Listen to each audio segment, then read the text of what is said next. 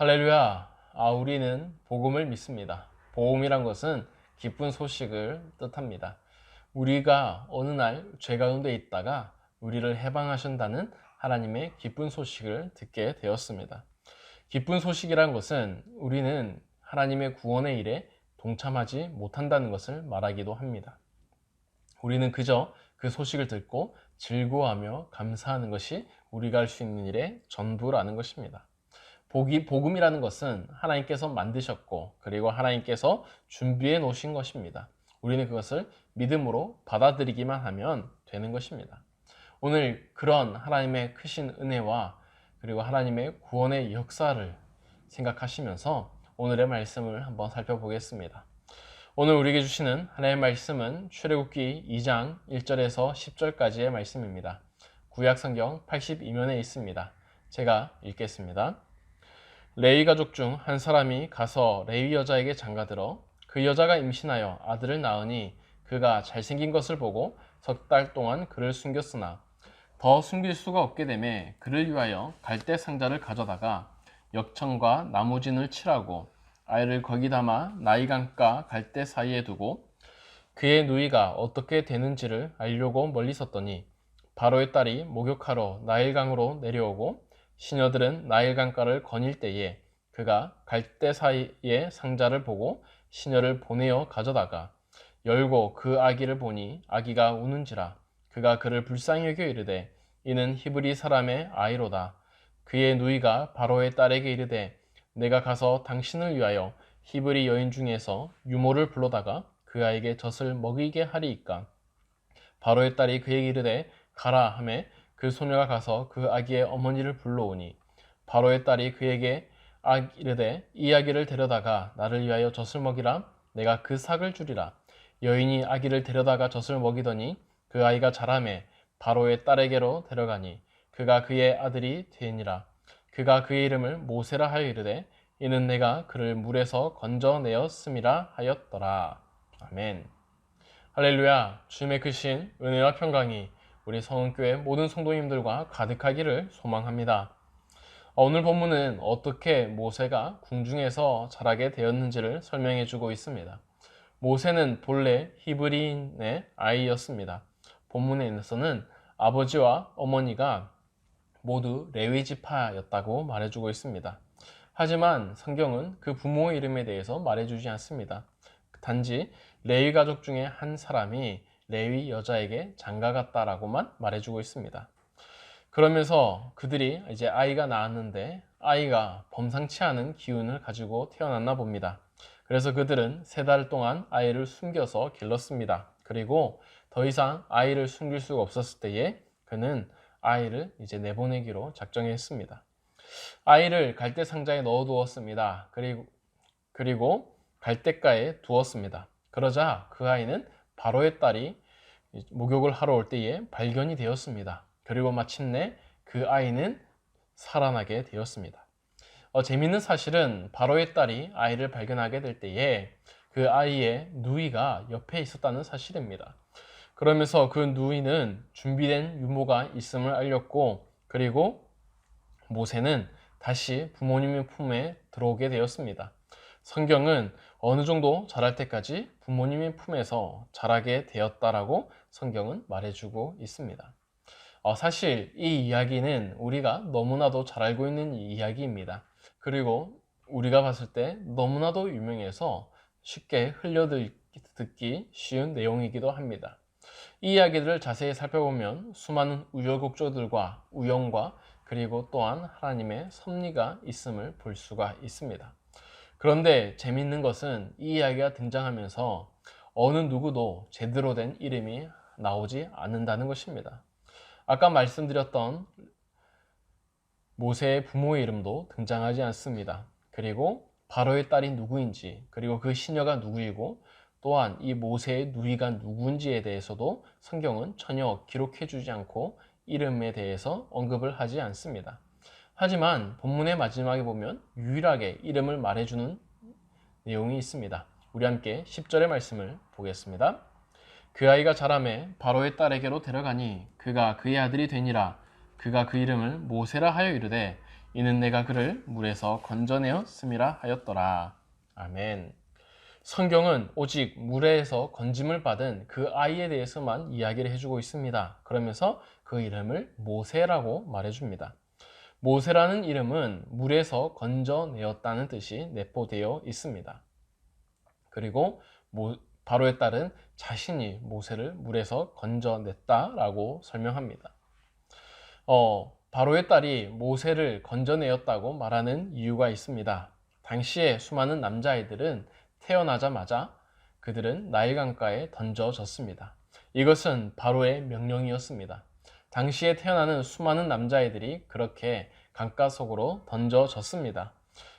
그리고 사실은 모세도 그렇게 강가로 던져져야 될 운명이었던 것입니다. 그런데 어쨌든 모세는 수많은 우연과 우여곡절을 통하여서 갈대상자라는 곳에서 강가에 놔두게 되어졌습니다. 그리고 나서 바로의 딸은 갈대상자에서 모세를 건져내게 되었던 것입니다. 여기서 물에서 건져내었다는 말은 모세는 죽을 운명이 되었지만 바로의 딸은 그를 죽이지 않고 그를 살려 주었다라는 뜻입니다. 그래서 그 이름을 모세라고 기록하고 있습니다. 모세는 자신의 탄생 스토리와 그리고 자신의 이름과 그리고 자신의 배경을 설명하게 되면서 자신이 바로 물에서 건져냄을 받은 아이라는 것을 설명하고 있습니다. 이것은 하나님께서 모세에게만 역사하셨던 것이 아닙니다. 모세는 모세오경을 지으면서 이런 하나님의 역사가 자신에게만 일어난 것이 아니라 자신을 통하여서 이스라엘 백성들에게 동일하게 일어났음을 설명해주고 있는 것입니다. 모세를 통해서 이스라엘 백성들은 하나님의 의에 건져냄을 받았습니다. 하나님이 그들을 건져주시지 않았더라면 그들은 평생을 힘겨운 노동을 하면서 역사 속에서 사라졌을 것입니다. 하지만 하나님은 이스라엘 백성들을 강한 손으로 함께 하셨고 그들을 건져내어 주셨다는 것입니다. 모세가 자신의 탄생의 이야기 속에서 하고 싶었던 내용은 하나님께서 구원의 손길을 자신과 그리고 자신의 민족에게 베풀어 주셨다는 것입니다. 물에서 뿐만 아니라 광야에서 그리고 출애굽에서 그리고 수많은 우여곡절들 속에서 하나님이 때마침 기가 막힌 타이밍으로서 역사하셨다는 것을 모세는 설명해 주고 싶었던 것입니다. 사랑하는 성도 여러분, 이런 것은 우리에게도 적용될 수가 있습니다. 우리도 태어나자마자 세상이라는 강물 속에서 던져진 어린아이와 같습니다. 우리는 그곳에서 마음껏 살았습니다. 그런데 우리는 영적으로나 육적으로나 죽어가는 존재였습니다. 그런데 우리는 그것이 죽음의 강인지도 모르고 세상에서 살아갔던 것입니다. 그렇게 우리가 강물 속에 빠져 있을 때에 하나님의 손이 나타나셨습니다. 그리고 나서 우리를 건져주셨습니다. 우리는 구원을 받기 위해서 아무것도 하지 않아도 되었습니다. 하나님은 이미 구원을 위한 모든 조건과 그리고 모든 준비를 마쳐 주셨고 우리는 아무것도 하지 않아도 되었습니다. 바로 이 모세의 이름에 담긴 구원의 의미가 그렇습니다.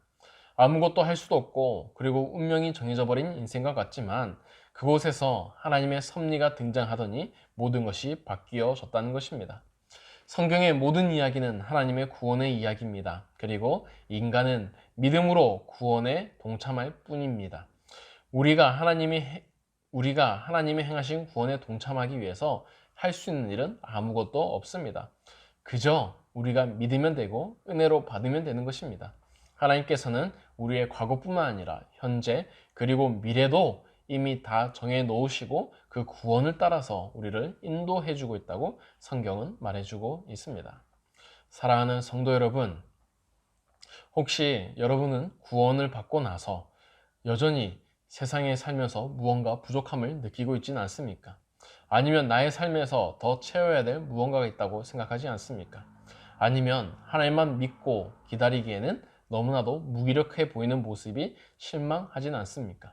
그러면서 하나님을 믿는다 하면서도 내 인생의 노를 저으면서 살아가고 싶은 마음이 계속해서 등장하는 것은 아닙니까? 우리는 오늘 본문을 통해서 그 모든 것을 놓아야 함을 우리는 알게 됩니다. 모세가 담겨져 있던 갈대 상자에는 노가 없었습니다. 모세가 살고 있던 갈대 상자는 그저 하나님의 뜻대로 그리고 하나님께서 인도하시는 곳으로 따라가도록 만들어져 있다는 것입니다.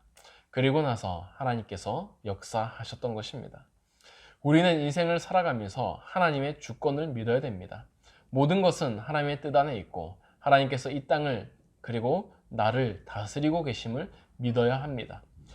우리에게 벌어지는 모든 일들이 하나님의 계획이 있고 그리고 하나님께서 깊이 역사하고 계시다는 사실을 우리가 믿는다면 그때부터 우리가 해야 될 것은 아무것도 없습니다. 그저 우리는 주어진 하루에 감사하며 우리의 모든 것을 받아들이기만 하면 되는 것입니다. 사랑하는 성도 여러분, 오늘 하루 살아가시면서 하나님이 우리를 위하여 모든 것을 다 준비해 놓으셨음을 믿으면서 살아가시기 바랍니다. 그렇다면 우리는 모든 일을 감사하며 지낼 수가 있습니다. 모든 것을 하나님의 뜻대로 받으며 지낼 수가 있습니다. 그렇게 하나님 앞에 감사한 마음으로 살아가는 저와 여러분이 되기를 소망합니다. 오늘 다 함께 세 가지의 기도 제목을 놓고 기도하실 텐데요. 첫 번째로 모세를 구원하신 하나님의 전능하신 손길을 믿을 수 있도록, 그리고 이어서 믿음의 삶을 살아가면서 나의 욕심과 자만과 노력을 버리도록, 마지막으로 교회 건축 가운데에 하나님의 손길이 함께 하시도록 기도했으면 좋겠습니다. 이 시간 제가 기도하겠습니다. 사랑이 많으신 하나님 아버지, 우리의 삶에 함께 하심을 감사합니다.